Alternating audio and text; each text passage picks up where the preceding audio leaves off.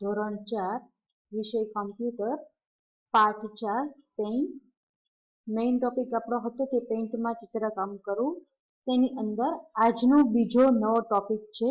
Topic number 3 ઇરેઝરનો ઉપયોગ કરીને ચિત્ર ભૂંસવા, પેજ નંબર 29. પેલો આપણે શું ભણ્યા કે અન્ડુ ને રીડુનો ટૂલ્સનો ઉપયોગ કરીને તમે જે વસ્તુ દોરેલી છે તેને ભૂંસવી કેમ અને ભૂંસેલી વસ્તુને પાછી કઈ રીતે લઈ આવી તેના વિશે સ્ટડી કરેલું. હવે બીજો ટોપિક છે આપણો કે ઇરેઝર ટૂલનો ઉપયોગ કેવી રીતે કરવો. પેજ નંબર 29 બુકમાં આપ્યું છે તે રીતે આપણે સ્ટેપ્સને ફોલો કરતા જઈએ કે ઇરેઝરનો ઉપયોગ ચિત્ર કે તેના ભાગને ભૂંસવા માટે થાય છે. તો સૌપ્રથમ પહેલા આપણે પેઇન્ટ બ્રશ ઓપન કરેલું છે. હવે ઇરેઝર એટલે કે ગુજરાતીમાં આપણે ચેક રબડ કહીએ છીએ. ચેક રબડનો મતલબ કે ઇરેઝરનો ઉપયોગ શું છે કે તમે કાંઈ પણ લખો છો, ડ્રો કરો છો, કોઈ પણ એને ભૂંસવું કેવી રીતે. તો તેવી જ રીતે પેઇન્ટમાં ઇરેઝર ટૂલનો ઉપયોગ શું છે, આપણે કાંઈ પણ લખાણ ચિત્ર દોરીએ છીએ એ ચિત્રને આપણે ભૂંસવું કેવી રીતે, તો તેના માટે આપણે ઇરેઝર ટૂલનો ઉપયોગ કરીએ છીએ. તો સૌપ્રથમ ઇરેઝર ટૂલ ક્યાં આપેલું હોય તેના વિશે માહિતી મેળવીએ. તો સોફ્ટવેરમાં જે ટાઇટલ બાર છે તેની નીચે મેનુ બાર હોમ અને વ્યૂ. તો હોમ મેનુની અંદર આપણને અલગ અલગ પ્રકારના ગ્રુપ્સ આપેલા છે. ક્લિપબોર્ડ, ઇમેજીસ, ટૂલ્સ, શેપ્સ અને કલર્સ. તો આ ગ્રુપમાં જે ટૂલ્સ નામનું ગ્રુપ છે એ ટૂલ્સ ગ્રુપની અંદર અલગ અલગ આપણને ઓપ્શન્સ આપેલા છે. તેની અંદર બીજી લાઈનમાં સૌથી પહેલું છે ઇરેઝર. ઇરેઝર જેવો આપણને સિમ્બોલ આપેલો છે. આપણે એના પર માઉસ રાખશું એટલે તરત જ આપણને એ આઇટમનું નામ ડિસ્પ્લે કરશે. તો અત્યારે આપણને શું લખેલું બતાવે છે? ઇરેઝર.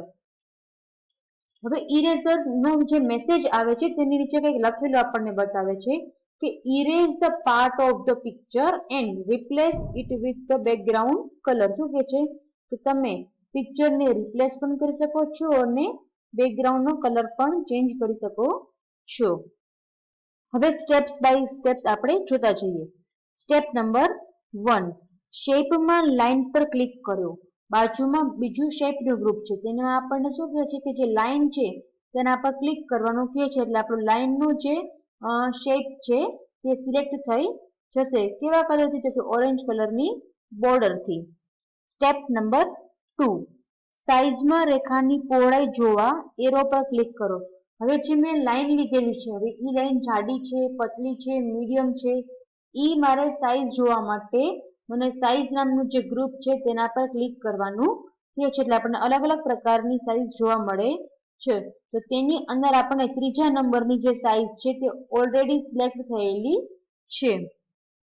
રેખાની પહોળાઈ પસંદ કરો. શું કે છે હવે કે આમાંથી જ આપણને જેટલી પહોળાઈની મતલબ કે જેટલી જાડાઈની રેખા જોતી હોય તે આપણને સિલેક્ટ કરવાનું કહે છે.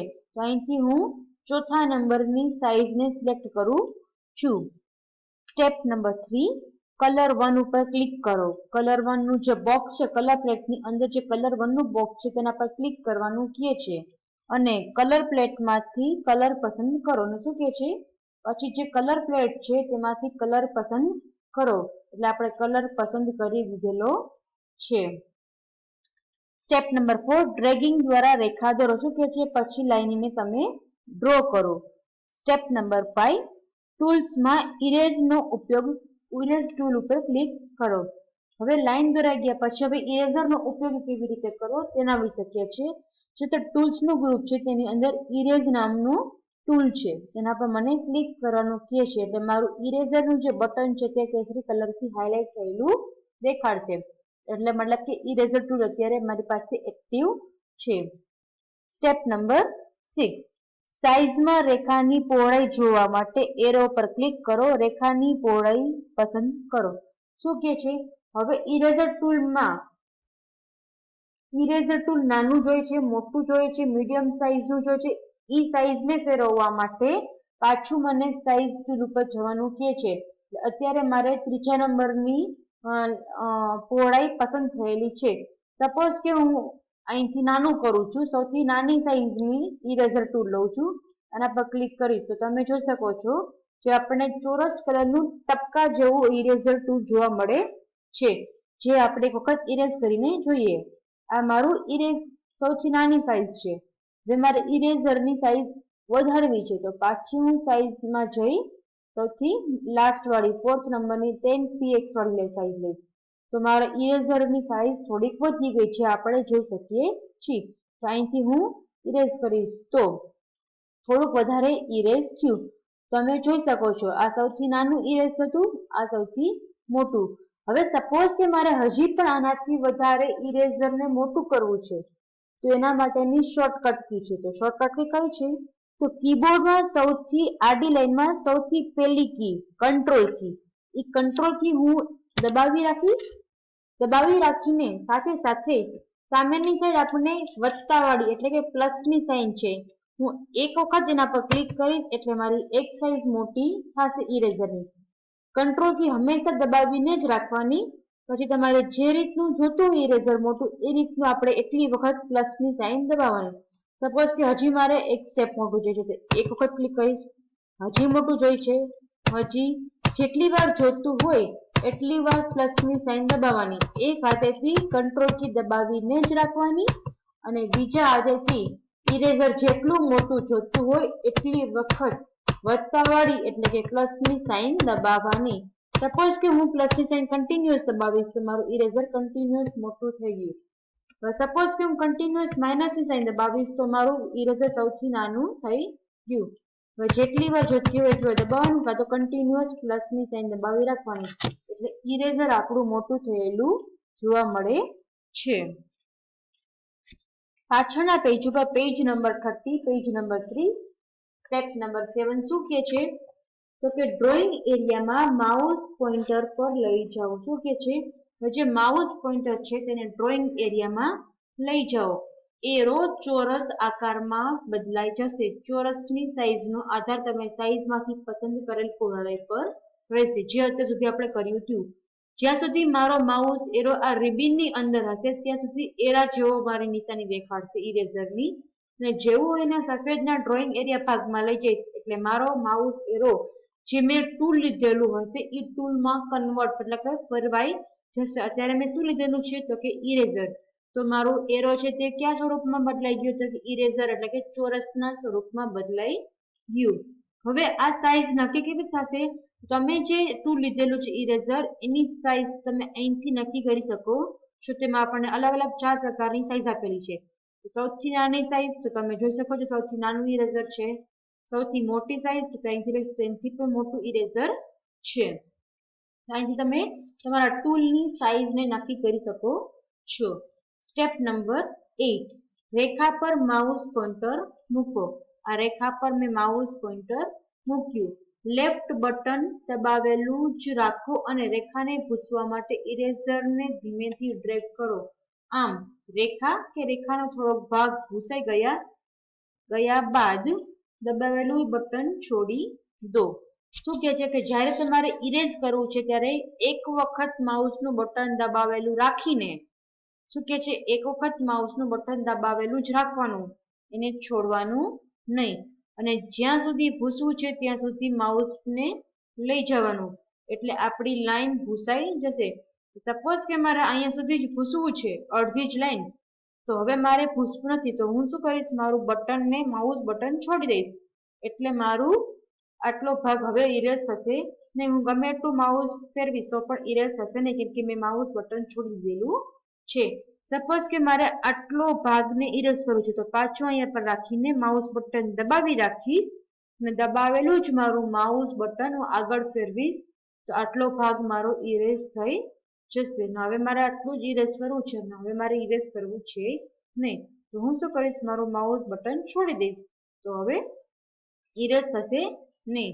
તો અત્યાર સુધી આપણે શું જોયું કે ઇરેઝર ટૂલ કેવી રીતે લેવું અને તેનો ઉપયોગ કેવી રીતે કરવો. એકવાર આપણે ફરીથી રિવાઇઝ કરી લઈએ. હોમ મેનુની અંદર જે ટૂલ્સનું ગ્રુપ છે તેની અંદર ઇરેઝર નામનું એક ટૂલ છે. સૌથી પહેલા આપણે એક કોઈ પણ ચિત્ર ડ્રો કરી લઈએ. સપોઝ કે મેં એક ચિત્ર ડ્રો કરી લીધેલું છે, રાઈટ. હવે મારે સપોઝ કે આ અંદરનું ચોરસને ઇરેઝ કરવું છે, ભૂંસવું છે તો ટૂલ્સ ગ્રુપની અંદર હું ઇરેઝ ઉપર ક્લિક કરીશ. હવે ઇરેઝ ઉપર ક્લિક કરીશ તો ઇરેઝર નાનું છે મોટું છે એની સાઈઝ નક્કી કરવી છે મારે.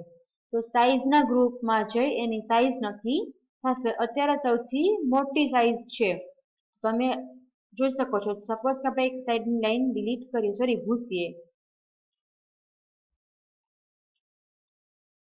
તો સૌથી મોટી સાઈઝ વાળું ઇરેઝર હતું. હવે સપોઝ કે સાઈઝમાં જઈને સૌથી નાનું સાઈઝ વાળું ઇરેઝર લઈ લો અને એને હું અહીંથી ભૂસું છું આ સાઈડનો ભાગ. તો જે રીતની સાઈઝ હશે એ રીતની આપણી લાઈન ભૂસાશે. હવે સપોઝ કે મારે સાઈઝમાંથી આનાથી બી મોટી સાઈઝ જોઈએ છે તો શું કરવાનું? કીબોર્ડમાંથી આડી લાઈનમાં સૌથી છેલ્લી લાઈનમાં એની અંદર સૌથી પહેલી કી છે કંટ્રોલ કી. એ કંટ્રોલ કી એક હાથે દબાવીને જ રાખવાની, છોડવાની નહીં.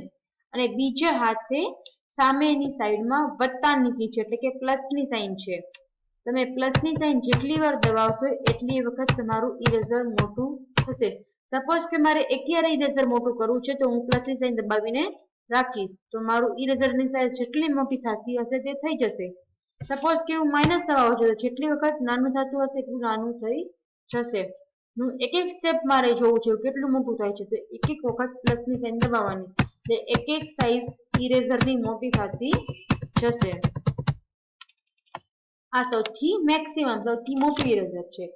આને તમે એક વખતમાં બધું ઇરેઝ કરી શકો છો, જે આપણે જોઈ શકીએ છીએ.